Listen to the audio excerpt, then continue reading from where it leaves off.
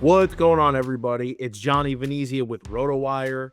Today, we're talking about 4 guys that you absolutely have to be picking up for your fantasy leagues today.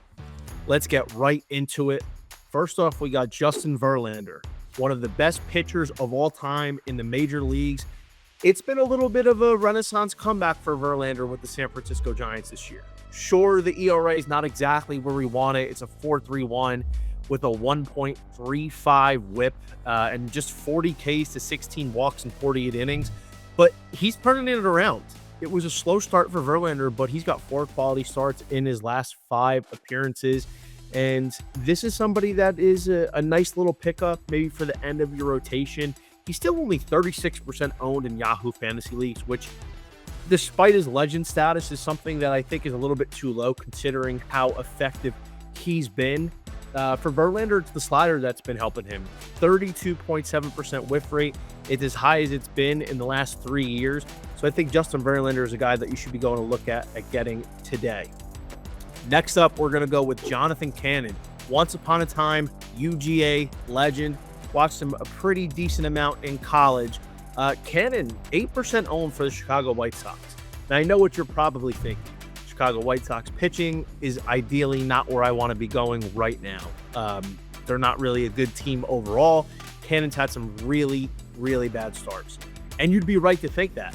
But this current wave he's on right now, he's got 4 straight quality starts, 39 Ks, 17 walks in 50 innings. Isn't flashy, but he's red hot. I mean, he hasn't walked a batter in 3 starts. And really the reason for his success has been the cutter.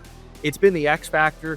It's a 22.5% whiff rate and 26.9 put away percentage, which is more than double from last year. So you're getting a guy who's been one of the hotter pitchers in the major leagues in the last couple of weeks, and he's only 8% owned. So I think if you're looking to get somebody that not many people are looking into, I think Jonathan Cannon for the Chicago White Sox is somebody worth picking up. If you like these videos, make sure to like and subscribe. And right now, RotoWire is offering 15% off of any product at RotoWire.com using code ROTO15. That includes our top 400 prospect rankings, prop picker tool, and access to our experts for those tough start sit decisions. Use code ROTO15 at checkout today. By the way, it also comes with my college baseball picks. We're on fire this year, pushing 50 total units. And not to mention, we got the college playoff tournament coming up just next week. So make sure you get on this today. Let's transition to hitters here. Will Benson for the Cincinnati Reds. It's a very small sample size, 6% owned, but he's batting .308 with 3 home runs and 8 RBIs in just 8 games this year. 26 at-bats, but it's a .357 BABIP and 194 WRC+.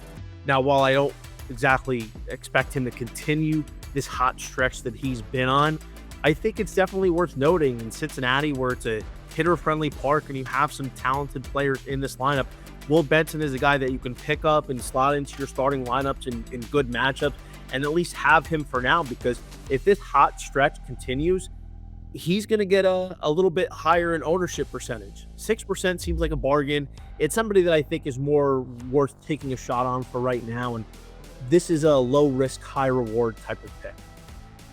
Last but not least, let's talk about a walking contradiction. The Angels' Taylor Ward is batting only .196 this year with a .682 OPS. And you might be thinking, why would I want that guy? Well, he's got 11 home runs this year, and he's 8 for 24, .333 average in his last 6 games, to go along with 3 home runs that he currently has. Taylor Ward's a streaky hitter, coming off a 25 homer year last year, but the hot stretch he's been on makes him an interesting pickup. Maybe not a necessary start at the moment, but somebody that I would probably hold on my bench to wait and see when his hot stretch continues, which he's off to a very good start in these last 6 games. Good chance he probably ends with somewhere between a 240 and 260 average, as he's done the last 5 seasons. So Taylor Ward, with 11 home runs right now, is in the midst of a power surge in 2025, and that's not somebody that should be sitting on your bench or even in the waiver wire, despite how bad his average is. So 55% owned, some people are kind of looking into that. I think that ownership percentage could be higher because the comeback might be right around the corner.